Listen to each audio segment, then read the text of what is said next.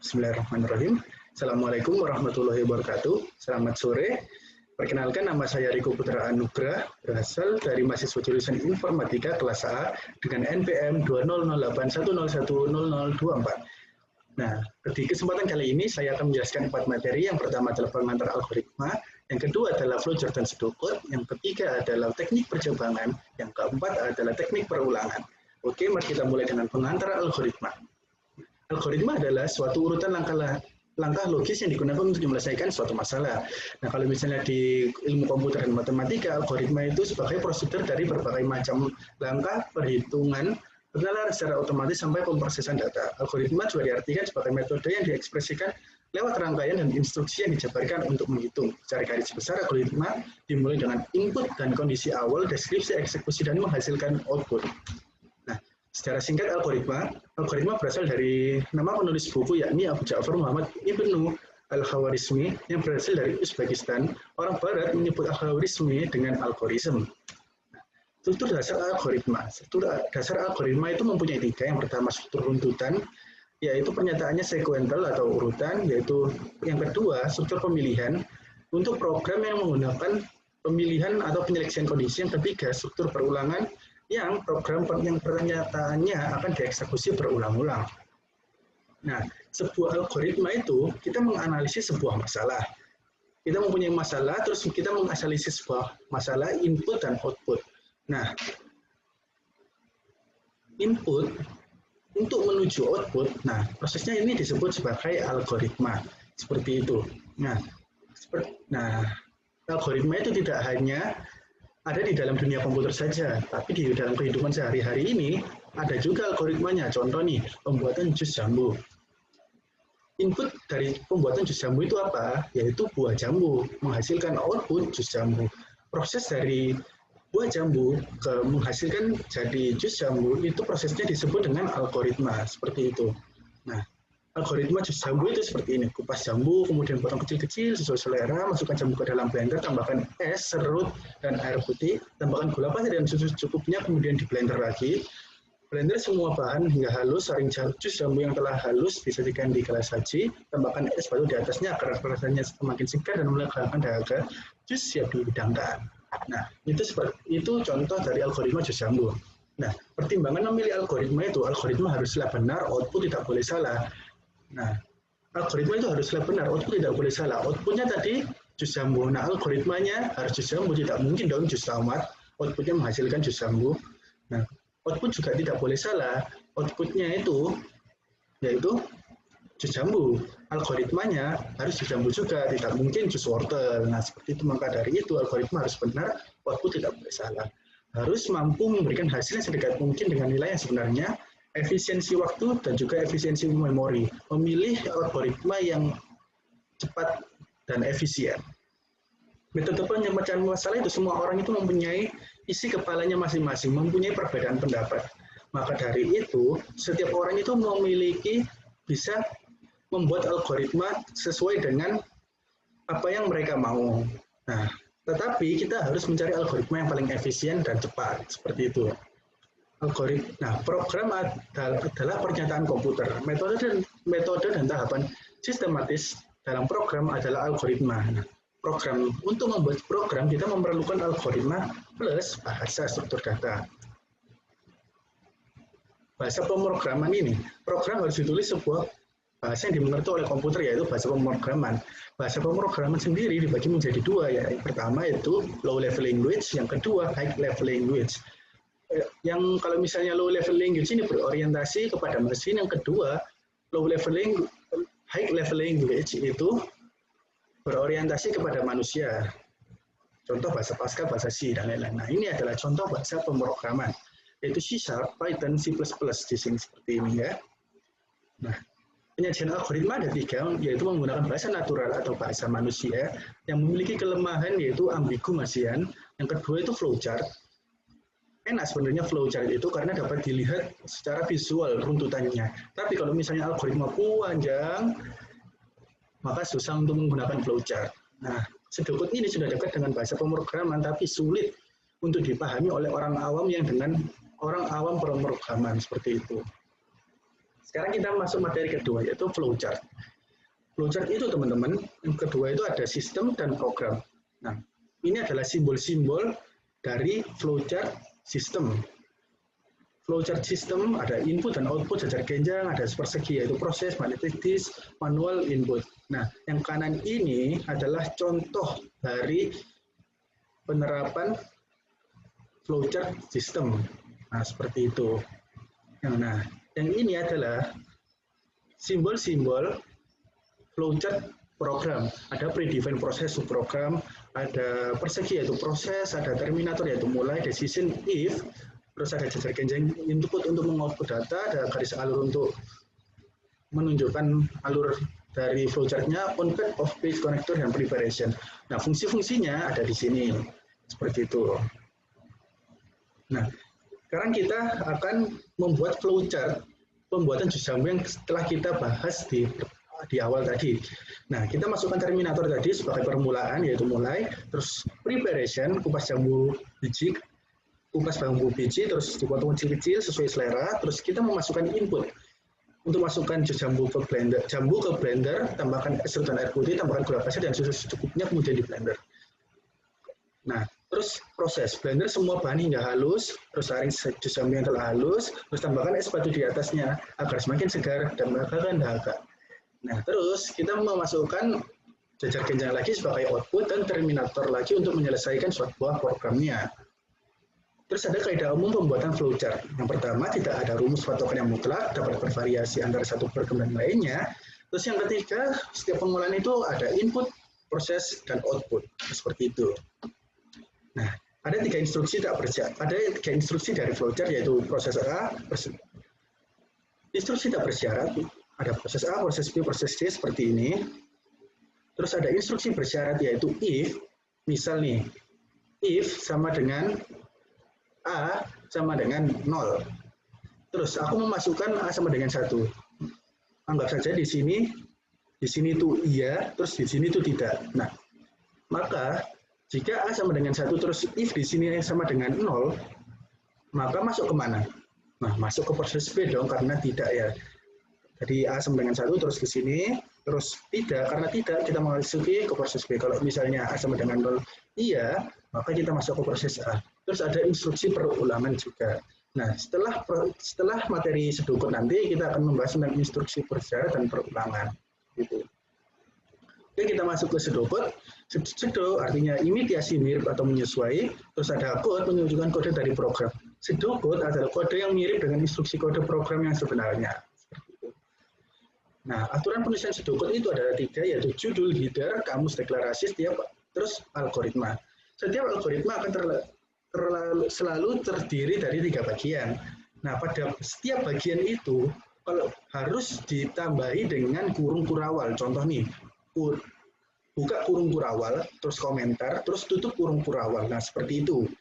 Terus kalau misalnya notasi algoritmis tidak ada tanda kurung kurawalnya, tidak akan dieksekusi oleh program. Nah, seperti itu.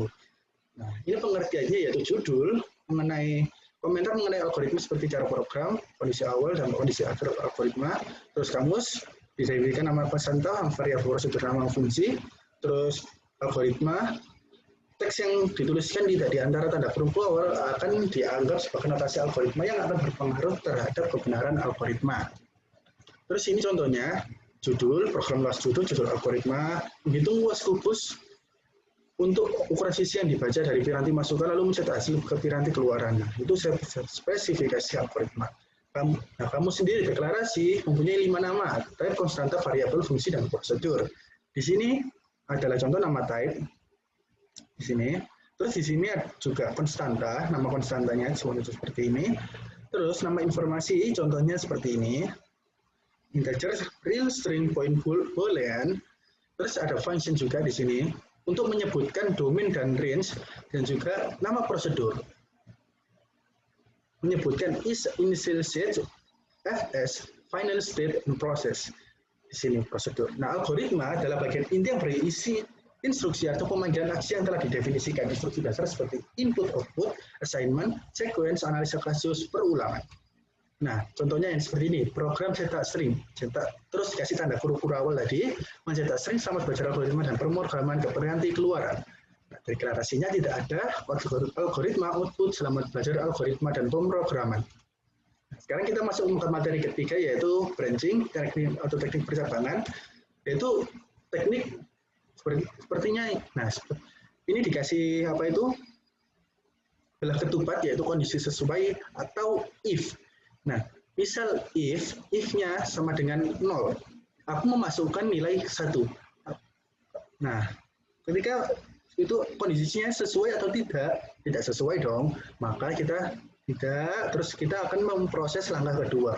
Jika kondisinya sesuai, kita akan masuk ke sini ya, terus kita akan memproses langkah pertama. Nah, seperti itu teknik percabangan. Nah, kita akan masuk ke contoh penentuan bilangan ganjil dan genap. Nah, untuk penentuan bilangan ganjil dan genap, salah satu caranya yaitu ini, memakai modulus. X nilai modulus 2. Nah, nilai modulus ini adalah untuk mencari sisa. Nah, contoh nih, bilangan genap itu gimana?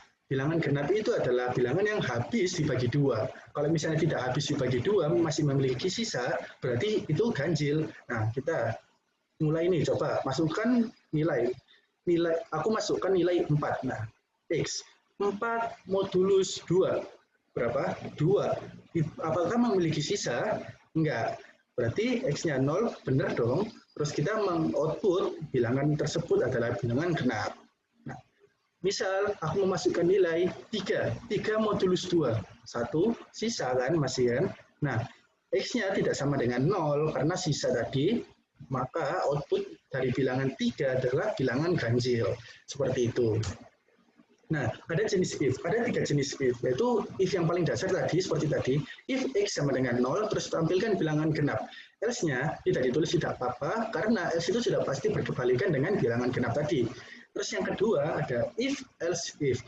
If else if ini adalah dipakai jika kemungkinan if lebih dari 1. Contoh nih, ada IP, nilai IP itu range-nya 0 sampai 4, dan setiap pasti ada nilai yang cukup, berapa sampai berapa, baik, berapa sampai berapa, sangat baik, berapa sampai berapa. Nah, if IP lebih dari sama dengan 0 dan IP kurang dari sama dengan 2,75, tampilkan cukup. Nah, ini kemungkinan pertama. Terus kemungkinan kedua, else if, jika IP 2,75 dan IP kurang dari sama dengan 3,5, maka kita tampilkan baik. Kemungkinan ketiga, else if IP lebih dari 3,5 dan IP kurang dari sama dengan 4, tampilkan sangat baik. Terus else, salah. Nah, seperti itu. Nah, terus bedanya apa dong dengan if, jika. Nah, if, else if, jika kita memasuki satu kemungkinan, maka kemungkinan 2 dan 3 itu tidak akan digubris, tidak akan diproses. Jadi kita misal, ambil contoh kita menginput nilai 2. Berarti kita masuk di kemungkinan pertama, yaitu cukup. Nah, ketika kita sudah masuk di kemungkinan pertama ini, kemungkinan kedua dan kemungkinan 3 tidak akan diproses. Jadi langsung kita menampilkan cukup. Nah, kalau misalnya if kita masuk di kemungkinan pertama, di kemungkinan terus kita akan masuk untuk diproses di kemungkinan kedua. Setelah kita diproses di kemungkinan ketiga, kita juga akan diproses di kemungkinan di ketiga. Nah, contoh nih, ada panitia inti, terus angkatan 2020, 2019. If panitia inti, nah jika panitia inti, oke, jadi panitia inti, terus kita mau proses lagi di kemungkinan kedua. If angkatan 2020 harganya 20.000, if angkatan 2019 harga 19.000, maka harganya 19.000. Else. Seperti itu. Jika kita panitia inti, terus kita dicek lagi apakah angkatan 2020, apakah angkatan 2019. Nah, seperti itu. Kalau misalnya if diproses semuanya. Kalau misalnya if else if, jika sudah masuk sini, yang lainnya tidak akan diproses. Seperti itu. Kita akan masuk di materi looping. Nah, struktur perulangan, kondisi perulangan, ekspresi boolean yang harus terpenuhi untuk melaksanakan perulangan. Badan bodi perulangan, bagian algoritma yang diulang, terus inisialisasi aksi yang dilakukan sebelum perulangan dilakukan pertama kali, terminasi aksi yang dilakukan setelah perulangan selesai dilaksanakan. Nah, kondisi konstruksi perulangan ada 3, for, while, dan repeat. Nah, for ini tidak ada kondisinya. Jadi ada 2, yaitu ascending dan descending. Ascending ini, contoh, 1 to 5. Jadi kita mengulangi sebanyak 5. 1, 2, 3, 4, 5. Descending kebalikannya. 5 ke 1. Jadi 5, 4, 3, 2, 1. 5 to down to 1. Nah, seperti contoh seperti ini. Ini ascending ya. Ascending cetak banyak hello. Integer. I 1 to 10 kita melakukan hello. Berarti hello 1, hello 2, hello 3, hello 4, hello 5, terus sampai 10 terus n. Nah, itu seperti itu ascending. Nah, kalau misalnya descending, itu misalnya ada program peluncuran roket, integer i 100 down to 1, do output, and for output go. Nah, berarti hasilnya adalah 100, 19, 98, 97, 96, 95, 94, 93, 92, bla bla bla sampai 1 terus go. Nah, perbedaan descending seperti itu, dari 100 ke 1. Nah, kalau misalnya ascending dari 1 ke 10 output kilo. Nah, seperti itu. Perbedaan ascending dan descending. Terus ada while, perulangan dengan kondisi. Seperti ini, while kondisi do pernyataan, and while. Jumlah perulangan tidak diketahui sebelum eksekusi program yang dapat ditentukan hanyalah kondisi berhenti perulangan. Pernyataan akan dilaksanakan selama kondisi bernilai true. Jika kondisi bernilai false, badan perulangan tidak akan dimasuki yang berarti perulangan selesai. Nah, kalau misalnya repeat ini kita melakukan aksinya dahulu, terus kondisi perulangan diperiksa di akhir perulangan. Nah, seperti itu. Kalau misalnya ini jika kondisinya salah, maka perulangan selesai. Nah, seperti itu. Nah, tapi kalau misalnya di repeat, kita misalnya until 1 lebih dari 10. Nah, terus kita memasukkan i sama dengan 11. Itu tetap dikerjakan dulu, terus baru until 1 sampai 10 itu baru salah. Nah, seperti itu. Kondisi perulangan diperiksa di awal perulangan. Terus ada kondisi perulangan diperiksa di akhir perulangan. Nah, perbedaannya di situ. Kayak kondisi perulangan diperiksa di awal perulangan. Terus ada kondisi perulangan diperiksa di akhir perulangan. Kayak nah ini kita mengerjakan dahulu 1 plus 1 2 sampai until 10. Nah, perulangannya kondisinya diperiksa di akhir. Seperti itu. Nah, instruksi di dalam badan perulangan dilaksanakan bila kondisi bernilai true, dilaksanakan paling sedikit 1. Nah, kalau misalnya repeat, badan perulangan dilaksanakan paling sedikit sekali. Nah, maka dari itu, kalau misalnya kita menginput salah di repeat, maka kita maksimal mempunyai output hello world sebanyak 1. Jika kita memasukkan input itu salah, misal 11, kita input 11. Nah, output yang keluar yaitu hello world, cuma 1. Nah, seperti itu dilaksanakan, perulangan dilaksanakan paling sedikit sekali. Sekarang ada nested for. Konsep perulangan yang bersarang adalah pada setiap perulangan pertama, program akan menyelesaikan program yang kedua. Kemudian pada setiap perulangan kedua, program akan menyelesaikan perulangan ketiga, begitu seterusnya. Bentuk umumnya seperti ini, dan saya akan memberikan contoh dari tugas awal kemarin. Nah, seperti ini tugasnya, untuk mencetak bintang, seperti ini. Seperti ini, untuk nested for-nya. Nah, sekian dari materi saya. Assalamualaikum warahmatullahi wabarakatuh. Selamat sore, terima kasih.